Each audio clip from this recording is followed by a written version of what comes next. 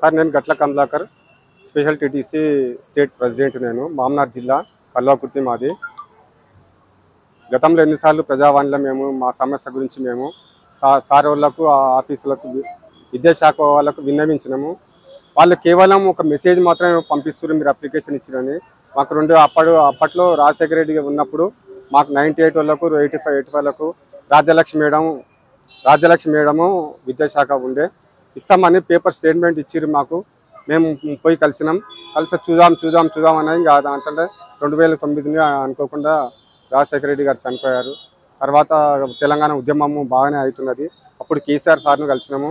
ఎన్నోసార్లు మేము మీకు జాబులు ఇచ్చేంత వరకు మీరు వెళ్ళిపోవద్దు 98లను పాత డిఎస్సి వాళ్ళని అని పేపర్ స్టేట్మెంట్ ఇచ్చారు. మేము కూడా కలిసినాము సార్ను.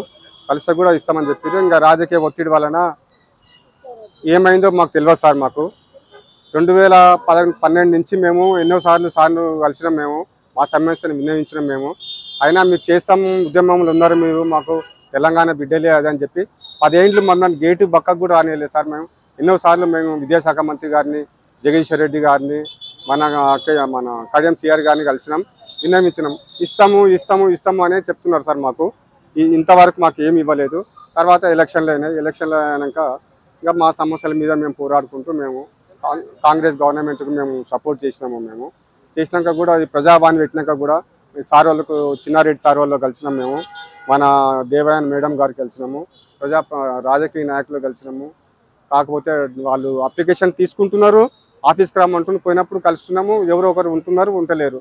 ఇంకా ఇది సీఎం ఇష్యూ సార్. ఇది సీఎంను డైరెక్ట్ వెళ్ళండి, సీఎం తోటి పనులు అవుతాయి, పని నుంచి కావనేది ఒకటి ఇది చేస్తుంది. మాకు న్యాయం చేయాలని ఆ 10 ఏళ్ళు వృధాగా అయిపోయింది సార్. మాకు ఏజ్ బార్ అయిపోయింది. మాకు 2011 జడ్జిమెంట్ ద్వారా మాకు ఇన్నంతా ఏదో చేయాలని మేము కోరుకుంటున్నాము.